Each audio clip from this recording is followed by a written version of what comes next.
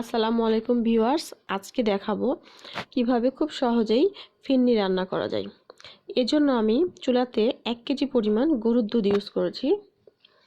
এখানে আমি কোনো পানি ইউজ করি নাই, তো দুধটা আমার অলরেডি অনেক গরম আর ঘন। এই জন্য আমার একটা বলক আসলেই হয়ে যাবে। আর আমি এখানে 2টি তেজপাতা চিড়ে দিয়েছি। এলাচের গুঁড়া মশলাটা আমি ইউজ করেছি, এখানে আমি গোটা এলাচটা দেইনি। এখানে আমি হাফ চা চামচের মতো এলাচ পাউডার ইউজ করেছি। এখন আমি দুধটা নাড়তে থাকবো অনবরত, যেন নিচে লেগে না যায়। আমার দুধে বলক চলে এসেছে। এখন আমি পোলাই চাল 2 ঘন্টা আগে ভিজিয়ে রেখেছিলাম, এটা আমি হাত দিয়ে একটু ভেঙে নিয়েছি। এখানে একটু দুধ মিক্সড করে নিব, তাহলে জমাট ভাতটা থাকবে না। এখন আস্তে আস্তে চালটা দিয়ে দিব দুধের মধ্যে।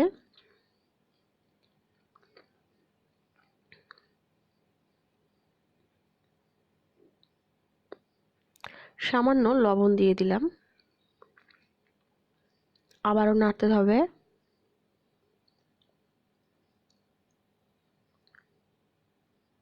দশ থেকে 15 মিনিটের মধ্যেই চালটা সিদ্ধ হয়ে যাবে। এ পর্যায়ে আমি এখানে 4 কাপ পরিমাণ চিনি দিয়ে দিব। আপনারা চাইলে এটা কম বেশিও করতে পারেন, যার যার টেস্ট অনুযায়ী।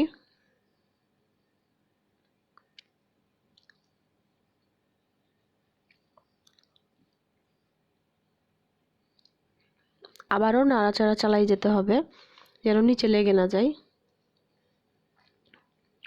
এ পর্যায়ে এসে আমি গোটা তেজপাতাগুলো তুলে নিব।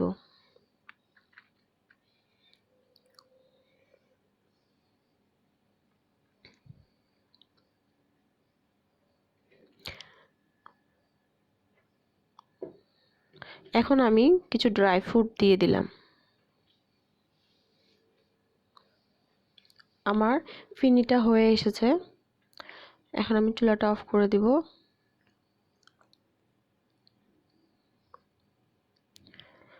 যেহেতু ফিরনিটা জমাট বেঁধে যায়, এজন্য গরম অবস্থায় আমাকে সার্ভিং ডিশে ঢেলে নিতে হবে।